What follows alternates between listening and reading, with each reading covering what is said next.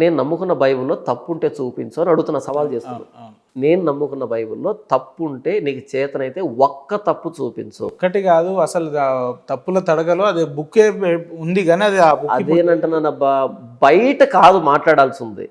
నేనుగా సవాల్ ఆయన చేస్తున్నాను. లిఖితపూర్వకంగా రాసి ఉంచిండు. అది నేను మీకు నాకు తెలిసి ఇంటర్వ్యూ అయిపోయిన తర్వాత లిఖితపూర్వకంగా రాశాడు. నేను దాన్ని తీసుకొని గాల్లో చెప్పమంటావా ఏంటి? ఎవరికి చెప్పాలి నేను? ఆయనకి చెప్పండి ఏముంది. ఆయన పట్టుకొచ్చి కూర్చోబెట్టండి అంటున్నా నేను. ఓకే, అదే నేను అంటున్నా.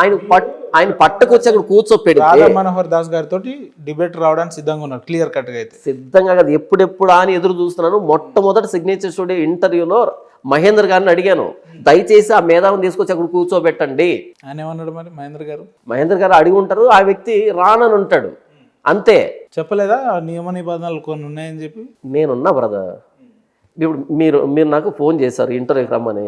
మీ అర్హతలు నేను ఏమైనా అడిగానా? అంటే మీకు తెలుసు కదా, నేను అడిగానా? మీకు తెలుసు కదా నా అర్హత ఏందనేది. నేను ఏమంటున్నానంటే, మన ఇద్దరం కూర్చున్నాం ఇక్కడ, మనల్ని క్యాప్చర్ చేస్తూ కెమెరాస్ ఉన్నాయి ఇక్కడ మీది నాది పై చేయి కాదు.